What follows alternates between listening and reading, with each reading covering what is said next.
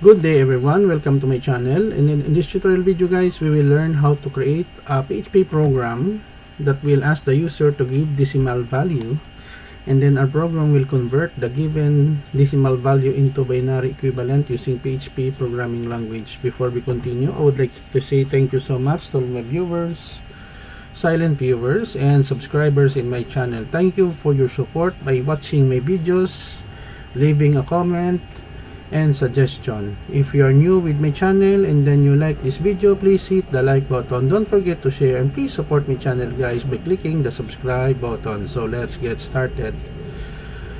I will put a link in the video description where you can download the complete source code for free in my two websites. Okay, so I'm using Sublime as my text editor. So we have here PHP $output, and then if I set post number, so it will display the result here. In PHP, there is a built-in function called decben that will convert whatever value into binary. So one of the characteristics of PHP programming language compared with other programming language, it has so many built-in functions that makes programming much easier. Okay, so dev close, and then we have here series of HTML and CSS tags. No, so we have here the style, the body here. We will just have a walkthrough, no, because I will put a link in the video where you can download the complete source code form, header to label, input, button, output.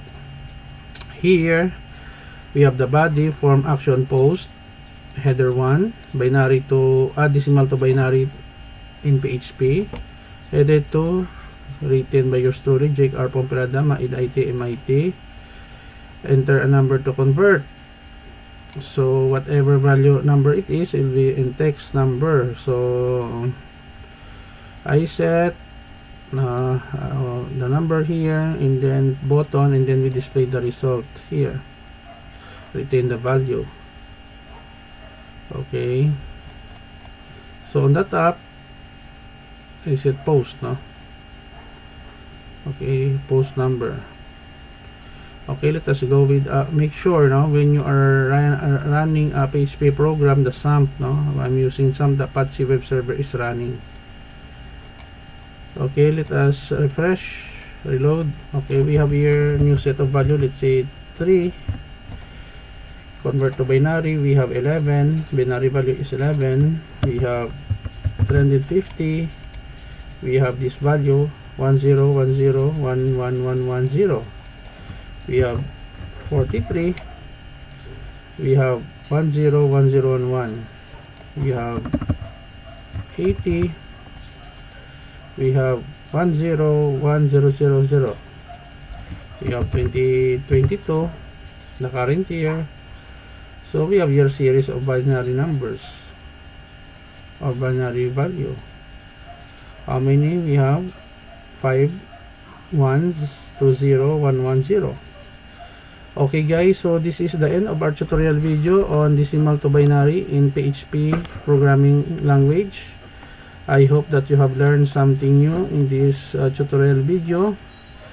We will just have a walkthrough here. What is important, you gain some understanding.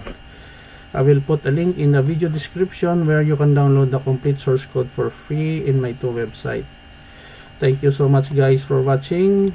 Don't forget to like, share, and please support my channel guys by clicking the subscribe button. See you in the next video tutorial guys. This is your friend Jake saying bye bye for now.